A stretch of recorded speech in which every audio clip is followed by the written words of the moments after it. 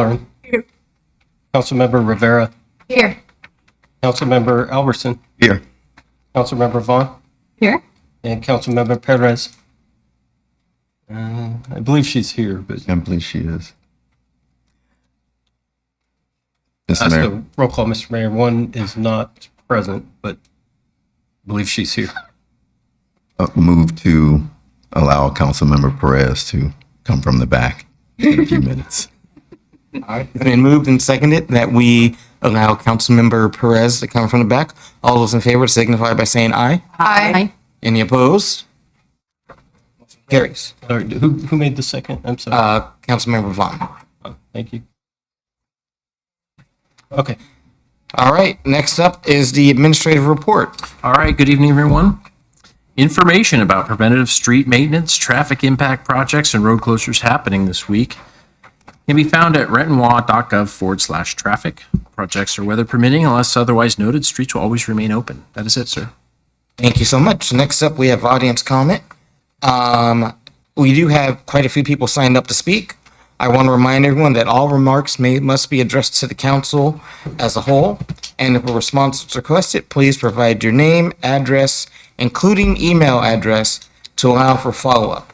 Each speaker will be allowed 3 minutes. When recognized, please step up to the podium and state your name and city of residence for the record. Please see the timer near the clerk.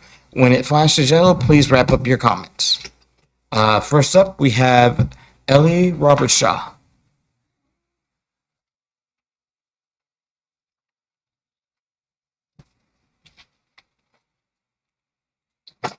Hi, Council. My name is Ellie Roberts-Shaw. I'm a Renton resident.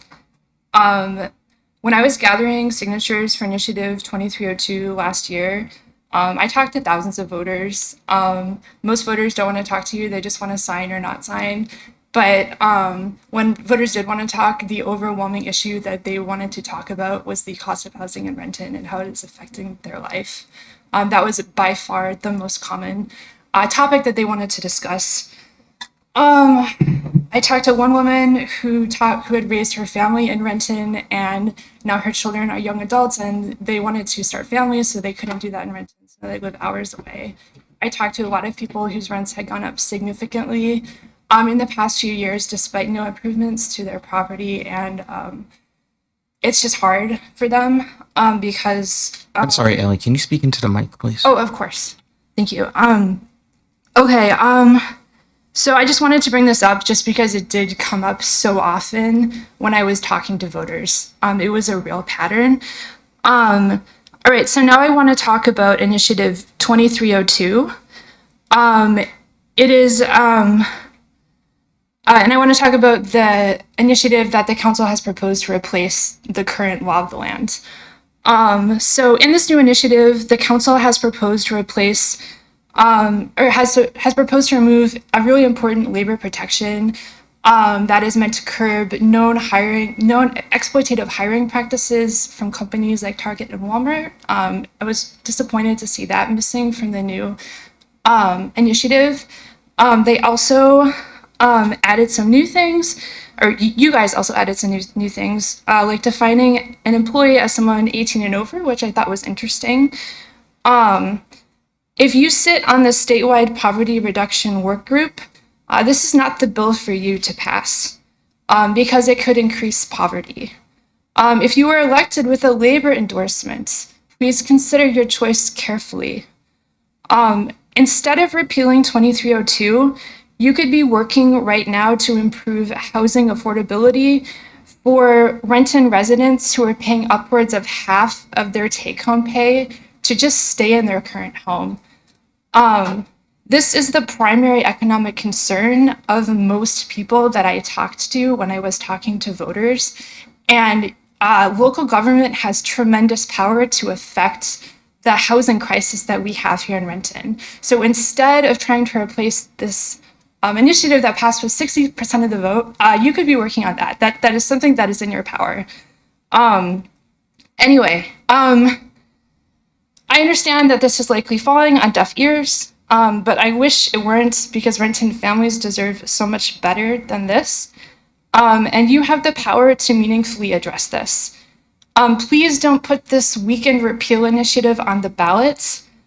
Voters have already spoken. Workers are already benefiting from this. And just please respect the voters. Thank you. All right. Next up, we have Sharpreet Singh.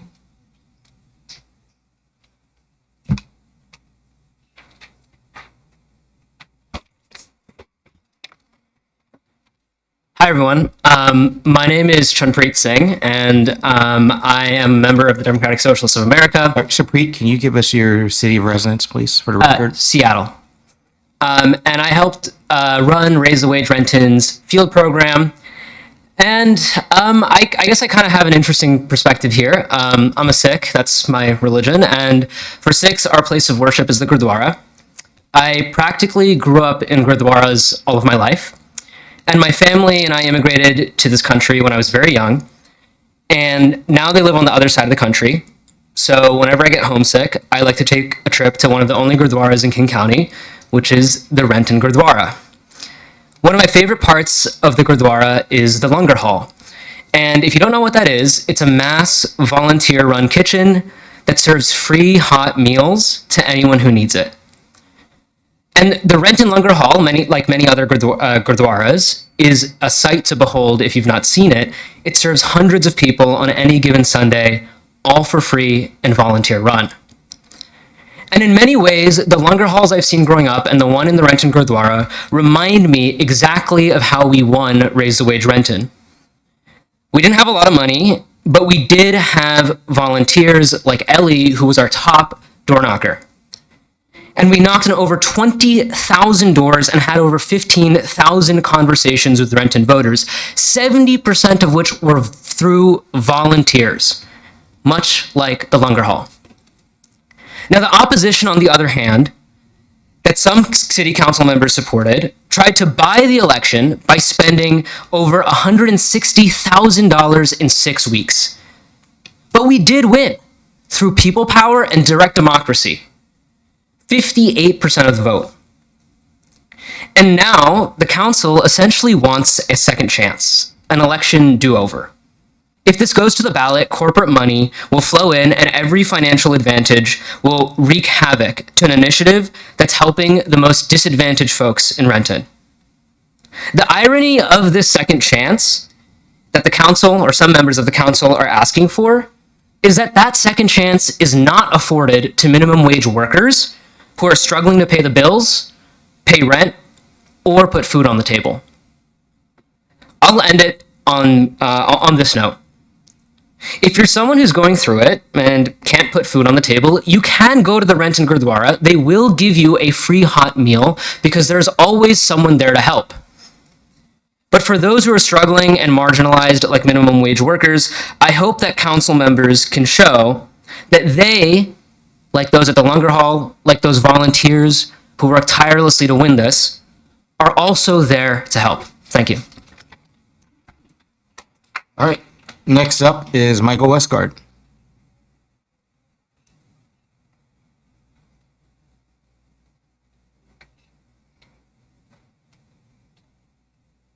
Good evening, Council President. Thank you for your time.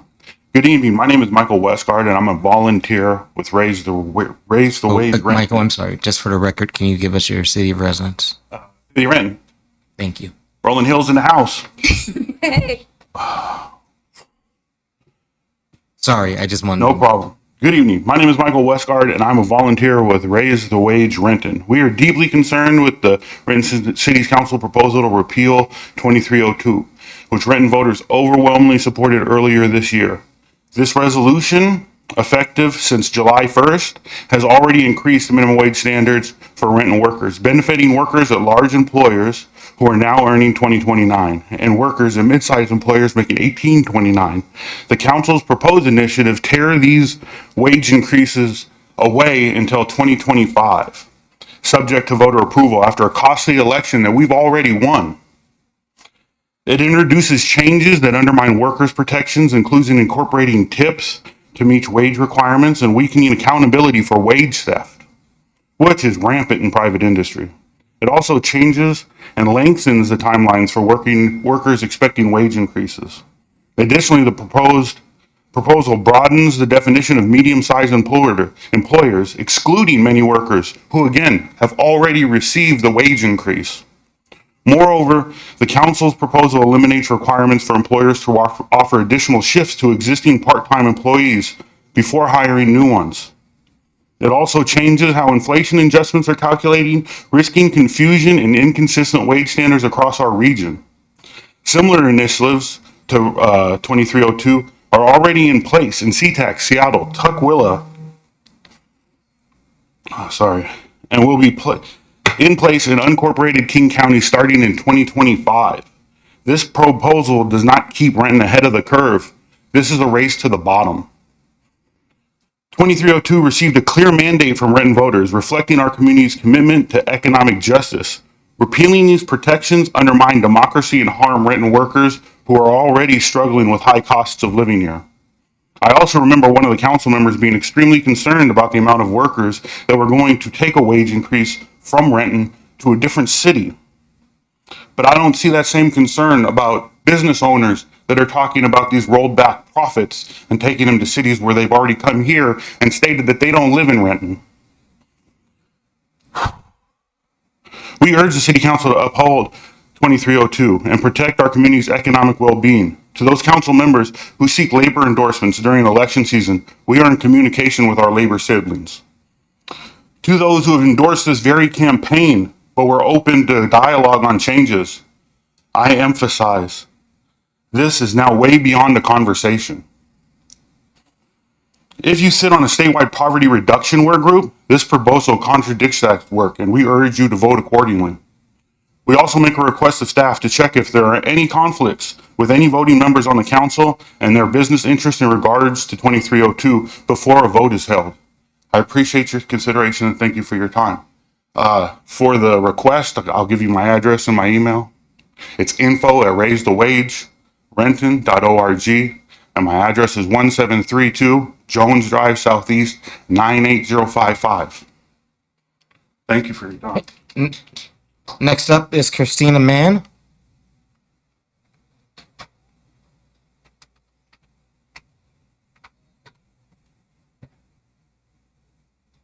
Howdy.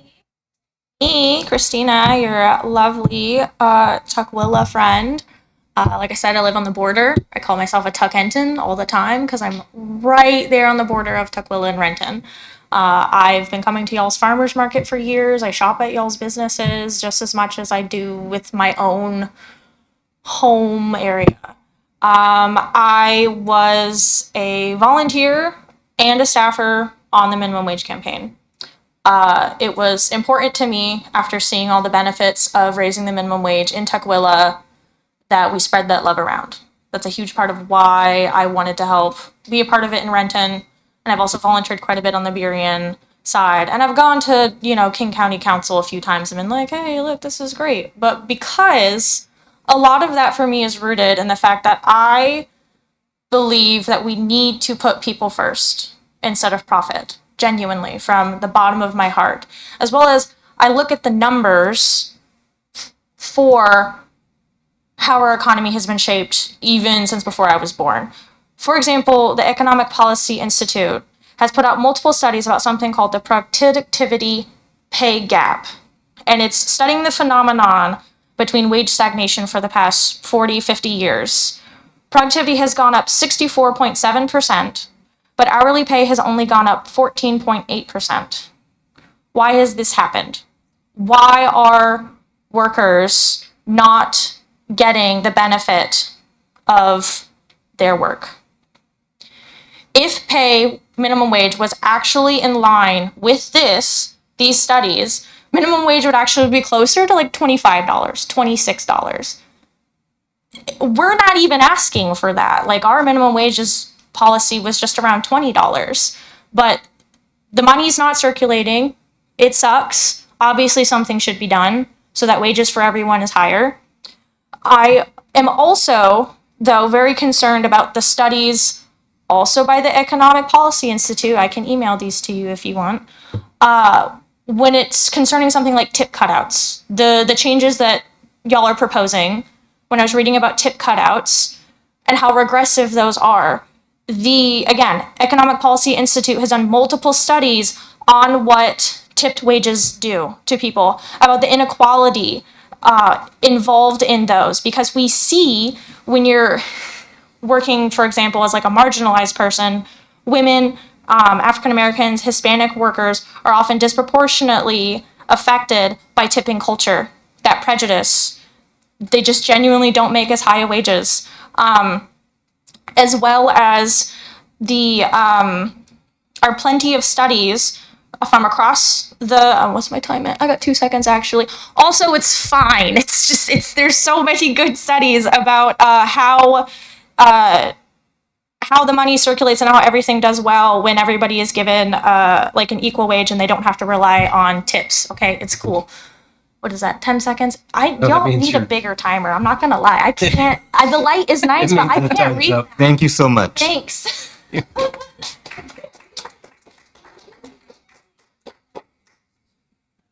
All right, next up is Dominic Driscoll.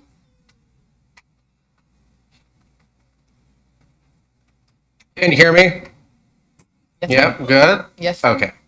So I'm going to keep this short and sweet. My name is Dominic Driscoll. I am a Renton resident. So I'm just going to tell you what happens if you guys try to put in an ethical initiative like this that's going to roll back 2023. I'm going to point out one, we're much more organized than we were at the beginning of the Race Wage Renton campaign. So here's how it's going to go. We're going to beat it. We're going to beat it with a massive margin, and then we're going to drive you out of office. So I would make your next steps very careful, because it is a lot on the line, and it's not just you losing an initiative. Gabriel Jones.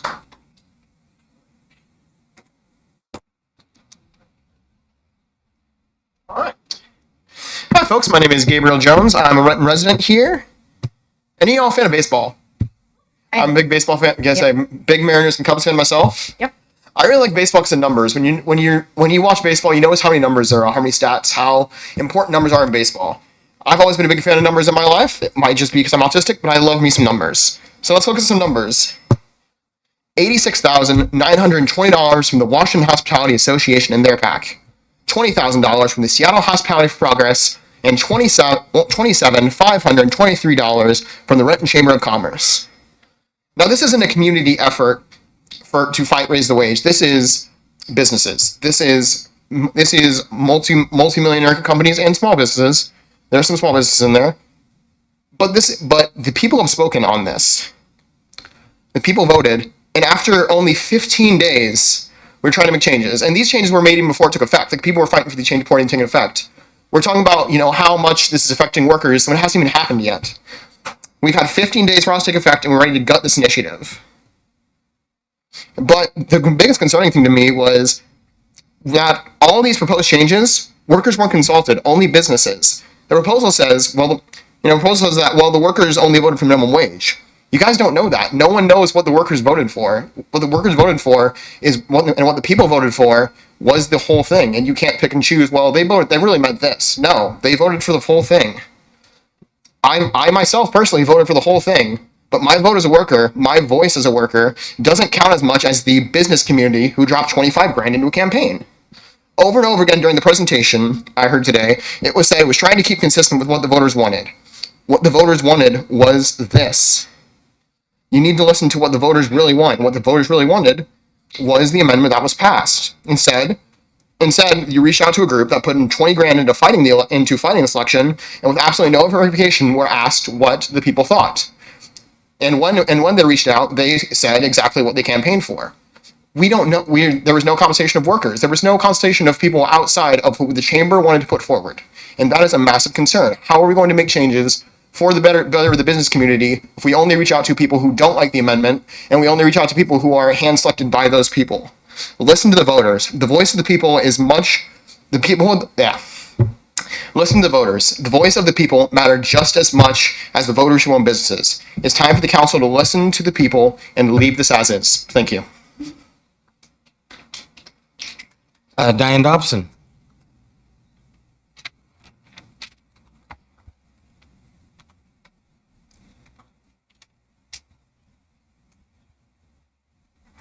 Council. I'm Diane Dobson, CEO of the Renton Chamber of Commerce, and I come to you again tonight about Initiative 2302 and the consequences and impacts to not just our local businesses, but our community as a whole.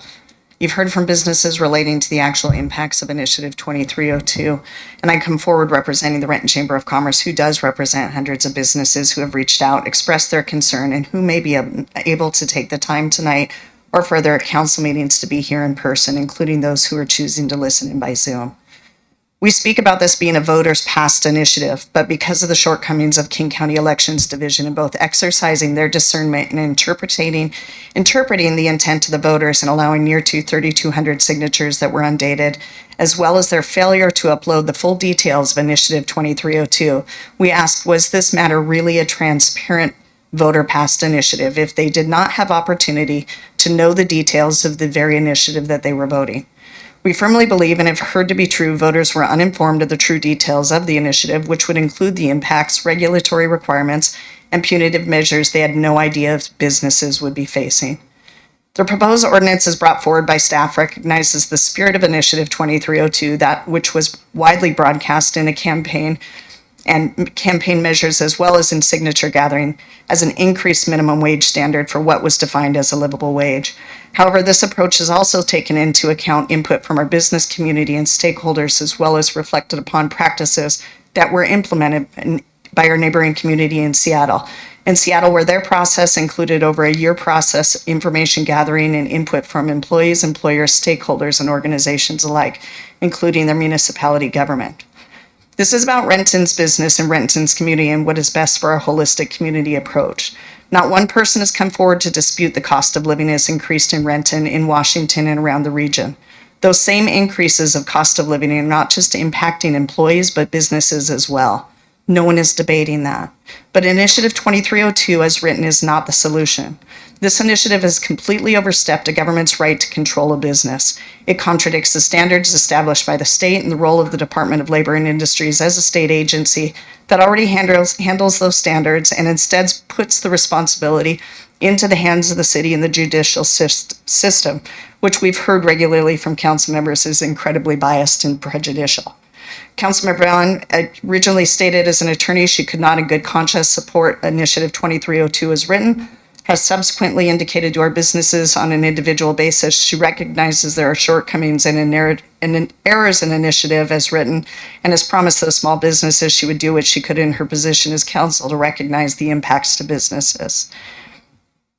On behalf of the Renton Chamber of Commerce, we urge the Renton Council to move alternate ordinance forward in repealing Initiative 2302 now that you've had the additional input that was overlooked and omitted in the initial process and construction of the original initiative that impacts our entire community. Put it back to the voters with the opportunity for full disclosure, including assuring King County Elections Department fulfills their obligation toward democracy of an inclusion of the initiative to the voters that was omitted in the original election process.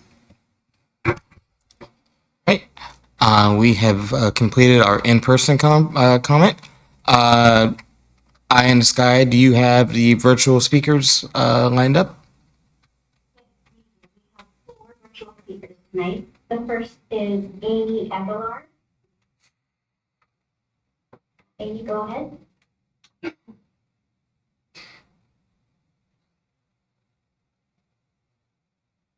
Hi, I'm Amy Aguilar. I'm from Algona. I'm with Valley Medical Center. I'm with the Eye Clinic. And I'm with SEIU with 119 Northwest. And I'm here to talk about the eye closure with the Valley Medical Center, the Eye Clinic. I've worked at the Eye Clinic for 15 years now. The Eye Clinic has been open for 17 years, and our patients have a lot of them still been coming in for 17 years now, and some of them have been coming now for about every 4 months or so. The closure of the Eye Clinic has been very devastating for our patients. It has been very hard on them. For a lot of them, they have state insurance, and a lot of the private practices in the area do not take in state insurance. So when the patients have been trying to call to make appointments, they don't know where they need to go. Or also with the MedAdvantage plans, the copays are $300, and the private practices, they do want the money up front, and Valley provides financial assistance for our patient. And the private practices do not. They want the money up front. For our patients, Harborview, the Eye Institute, those are, in Seattle and such. Eye Institute can open the 7th floor, and Harborview, we all know where Harborview is. And for a lot of our patients, mobility is not easy for them. They either have transportation issues or just mobility, and also a lot of our patients have loss of sight. It is not easy for them to get to Seattle. They just are not physically able to get up there. With the eye clinic being at Valley Medical Center, it's just easier for them to get there. And Seattle is just not easy to get up there, just mobility-wise. And we also feel that with a lot of our patients, due to that they will just not be able to go to their appointments anymore, and they will just go without care because it'll just be too difficult for them to get to Seattle, Harborview, and those areas. A lot of the patients are losing their sight, and they come to Valley, they see their primary care doctors or any of the other specialty clinics that they see, and they do feel like the eye clinic is like their home. They feel the comfort since they do come to us often. They do. We feel that losing the eye clinic, it would be traumatic to the patient and to the community because it is such a big part since patients do come there so often. And we are extremely busy and have such a large clientele of patients that do come there. We just find it it is something very needed for the community, and so many patients do come there in that area, and it is needed. It is just something that's very needed for the area, for our community. It's such a large area.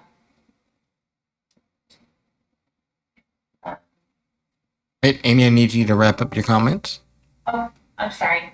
I'm good. That's about all I have. No problem. Thank you so much. Okay. All right, next up is Artie Nazarati.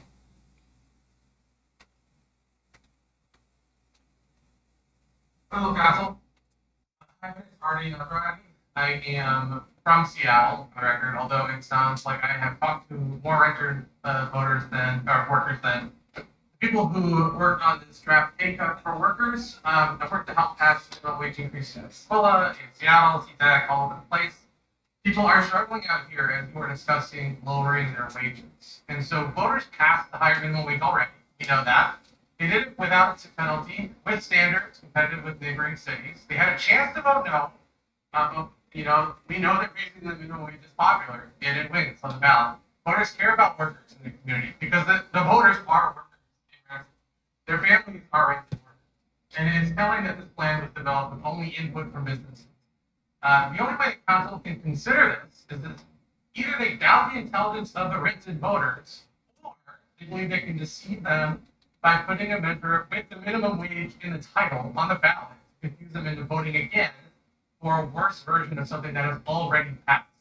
Now, tips aren't reliable income, and I'm going to save myself some time because Councilmember Rivera already did a good job calling out the equity issues for the committee of the whole. Franchises like Subway are global chains with universal brand recognition. You can't tell which fast food location is a franchise when you go into it. There are no franchise exemptions elsewhere. In Seattle, in Tukwila, in Burien that they're working on it. And franchise owners said there that they couldn't do it, but yet they're still in business. However, have you talked to the workers at those franchises? Right? I believe them when they say that they can't afford the rent. They can't afford their bills. So I trust those people. Now, we will be forced to fight this on the ballot and any additional action as necessary. The minimum wage has passed. It's already a compromise. It had a small business exemption. Now, we don't think there should be an exemption anymore. Seattle had no small business exemption. Unincorporated King County just passed it. There is no exemption. Our ballot measure in period that's in progress now has no exemption. It was done at Aquila and then in Renton as a preemptive compromise. We would be interested in fully removing this exemption if we had to revisit this issue now or in the future. Now, we know that workers are passive by additional protections like paid vacation. If the council wants to play tug of war over working people and cut their wages, we're going to continue to fight for them. We're going to push for additional protections, and as we restore those rights, you're attempting to repeal them. Thank you. Have a good night. All right, next up is Eric Gaston.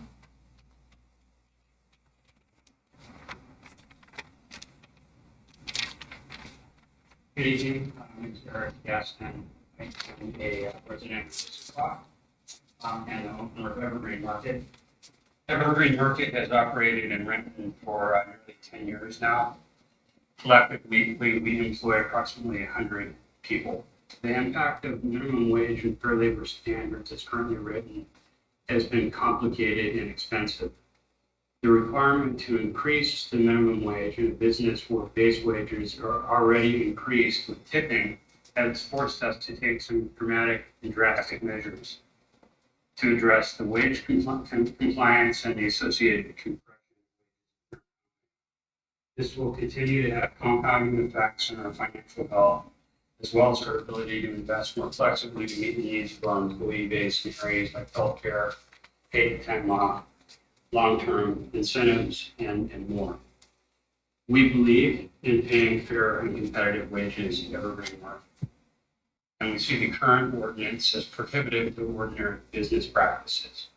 While we are managing the initiative to the very best of our ability in its current form, the opportunity to include tips within the minimum wage would move mountains for us in terms of our future flexibility to business and operation and rent, and the ability to take even better care of our employees.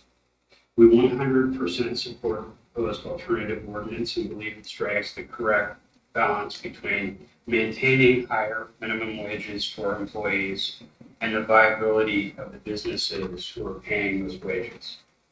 Thank you. Next up is Crystal Leatherman.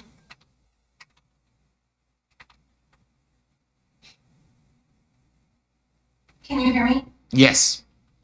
Okay, great. Thank you so much. Mayor and honorable members of the Renton City Council, my name is Crystal Leatherman, and I serve as the local and state government affairs manager for the Washington Retail Association. Our association proudly represents over 3,500 retail storefronts across Washington state. Our members include large multi-state and small locally owned retail establishments, many of whom operate in and around the city of Renton. I'm here today to discuss Initiative 2302. The Washington Retail Association has significant concerns about the passage of Initiative 2302, as it included confusing and vague regulations that would have made compliance incredibly difficult for our members to be able to comply with. We appreciate the City Council's efforts to work closely with the business community and the Renton Chamber of Commerce to improve the ordinance. We strongly encourage you to adopt the proposed revisions to ensure it is more straightforward and manageable for businesses to comply with. Thank you for the opportunity to comment. We are committed to working with you and our members in Renton to ensure a positive outcome for all parties involved. If you need to additional comments or contact me further, my email address is cleatherman@washingtonretail.org, and my phone number is 360-884-0771. Thank you. Thank you. Next up is the consent agenda. We have 4 items on the consent agenda. Any items that want to be removed? Mayor? Yes. Hearing none, I move to approve the consent agenda as published. Second. All right, it's been moved and seconded that we approve the consent agenda as published. All those in favor say aye. Aye. Any opposed? The ayes have it. All right, next up is unfinished business. Councilmember McGurven. No unfinished business, Mr. Mayor. Councilmember O'Halloran. No unfinished business, Mr. Mayor. Councilmember Rivera. No unfinished business, Mr. Mayor. Councilmember Albertson. Mr. Mayor, the committee of the whole has one report to present. Okay, Committee of the Whole Committee Report, Labor Standards. The Committee of the Whole concurs in staff's recommendation to solicit potential pro-con committee members and to finalize legislation for council approval that would place a proposition on the November 5th election ballot to repeal initiative number 2302 and adopt a new Renton minimum wage that is $4 higher than the state minimum wage, with exemptions consistent with those proposed in the committee of the whole agenda materials. This is signed by the council president. Mr. Mayor, Yes, Councilmember Albertson. I move to approve the community of the whole committee report as presented. Second. And moved and seconded that the committee of the whole committee report be approved. Any discussion? Yes, I have some discussion. Councilmember Rivera. Thank you. Mayor Prince. Sorry, shifting our titles again. After hearing the public comment and after hearing a lot of the concerns that have been brought up, and additionally, I am really, again, disheartened by the idea that we just don't trust what our voters voted on. I have to say that I don't feel like this has been tethered out enough and has been really outreached out enough to both workers and business owners to get a true balance to what we're seeing. If we go as we discussed in Cal, and we all email our amendments and we create basically our own dream idea, which is an opportunity we had a year ago. Again, you would not hear me complaining like this if we had done this a year ago. It would not be happening. But unfortunately, we missed the boat in this space, and it just does not seem fair or equitable, especially to Black and brown minimum wage workers, to tailor our own as non-minimum wage workers without outreaching to minimum wage workers in Renton or even tip wage workers.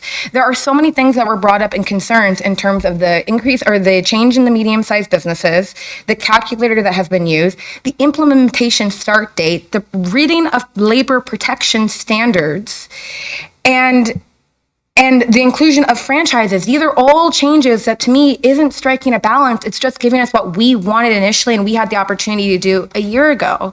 And with that being said, I can't vote for this with my heart. It does not seem equitable or fair, and it does not prioritize our business plan or, unfortunately, I think those who are most vulnerable and most oppressed within our city.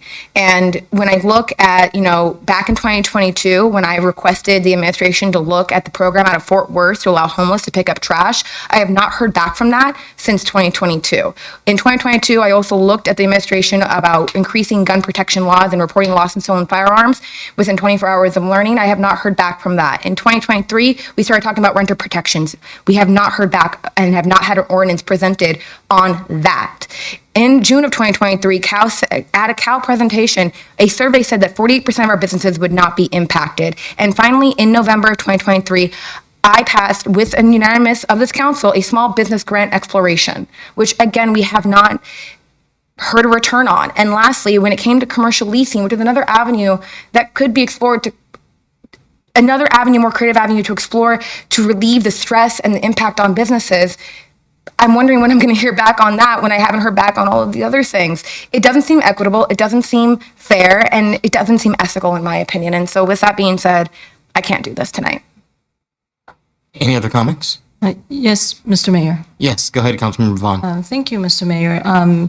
Per discussion at committee of the whole, there is a lot of clarity issues and just the formations of this potential draft. Although we're not voting on this draft, I understand that, as you have mentioned. But I think that throughout when we passed this committee report, what we're essentially saying is that, hey, send our feedback to staff, but even Shane himself mentioned that if there are conflict, how does he go about presenting and choosing which one? So I think because I'm not allowed to make amendments or however we were saying earlier, I cannot be in good conscience to vote this. And I think that it's very much anti-worker, is very much assuming that the voters didn't know what they voted on.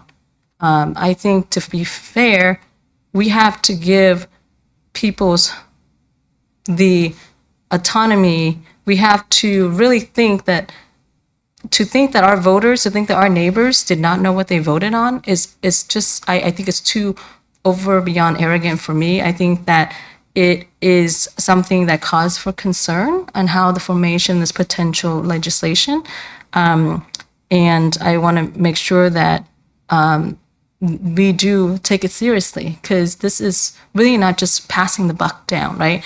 There were concerns with the original initiative and ordinance and the one that's currently in place. Let us have a thoughtful, authentic dialogue with coalitions, with everyone, business at the table, our attorney, the workers, raise the wage campaign folks who are actually a part of our community. I haven't seen that yet. And I think the administration hasn't put forth that effort. And I will be voting no to this. Any other discussion? Mr. Mayor. Councilmember McGurven. Yes, thank you, Mr. Mayor. The question I asked during committee of the whole, how much would this cost and what's the likelihood of passage is what this largely comes down to me. I'm not opposed to making tweaks to this thing, but it has to be done the right way. There needs to be a stakeholder process so that we can actually get buy-in. If there's organized opposition, that decreases the chance of this thing passing. We did hear recently within the year, last year, overwhelmingly, this thing passes. So I'm concerned with the time frame. I understand, that's just the nature of when this thing would be due to get on this November ballot. I don't know that with those unknowns that I would be ready to advance it and say, yes, let's go until I have those questions answered. Any other comments? All right, seeing none, all those in favor signify by saying aye. Aye. Any opposed? Nay. Motion fails. All right. Councilmember Vaughn. Yes, Mr. Mayor, the Utilities Committee has one report. Utilities Committee report agreement with Herrera Environmental Consultants. The Utilities Committee recommends concurrence in the staff recommendation to authorize the mayor and city clerk to execute the agreement with Herrera Environmental Consultants in the amount of $329,257 for planning and design services for the preparation of the Springbrook Creek Restoration Action Plan. This is signed or approved virtually by the chair and signed by the vice chair and members. Mr. Mayor, Yes, Councilmember Vaughn. I move that the council concur with the committee report. Second. All right, it's been moved and seconded. Any discussion? All those in favor signify by saying aye. Aye. Any opposed? Motion carries. Councilmember Perez. No unfinished business, Mr. Mayor. All right, we're going to move on to legislation. We have one ordinance for final reading. All right, this is for second and final reading, and it's regarding the second quarter budget amendment. An ordinance of the City of Renton, Washington, amending the City of Renton fiscal years 2023, 2024 biennial budget as adopted by ordinance number 6088 and amended by ordinance number 6110, 6114, 6124, and 6134 by increasing budgeted revenues and expenditures by $1,601,362 and $2,269,058 respectively, providing for severability and establishing an effective date. Mr. Mayor, Yes, Councilmember O'Halloran. I move the ordinance be adopted as read. Second. It's been moved and seconded that the ordinance be adopted as read. This calls for a roll call vote. Okay, Council President Prince. Aye. Councilmember McGurven. Aye. Councilmember O'Halloran. Aye. Councilmember Rivera. Aye. Councilmember Albertson. Aye. Councilmember Vaughn. Aye. And Councilmember Perez. Aye. Roll call, Mr. Mayor, all ayes. Motion carries. All right, next up, we have new business. Councilmember McGurven. No new business, Mr. Mayor.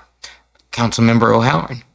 Yes, Mr. Mayor, on Monday, July the 22nd at 3 p.m., the Finance Committee will be meeting here in the, in the council conference room and via video conference. We have 6 items on the agenda. First is the acceptance of the Association of Washington Cities Alternate Response Team Grant. Second, approval of agreement with the project Be Free for co-responder services. Third is participation in the settlement with the opioid distributor Kroger.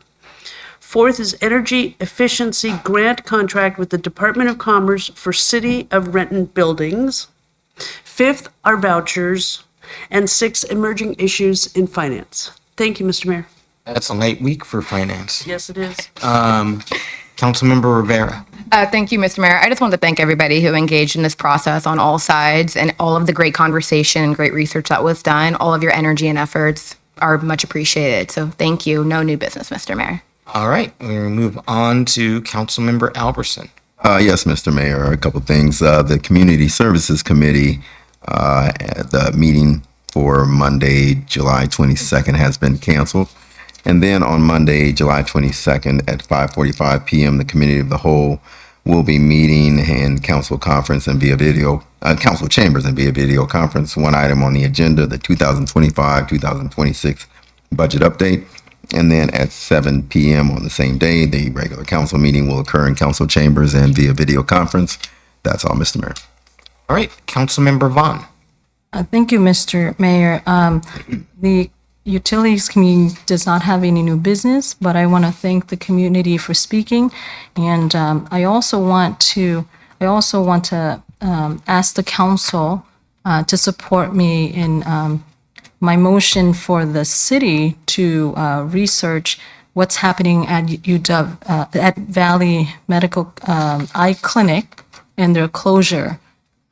Because what's happening is that our South King County community is already having health deserts. We're actually having this eye clinic being closed. A lot of our veteran seniors and community members, they're not getting the needs, their health needs met, and as well as the workers.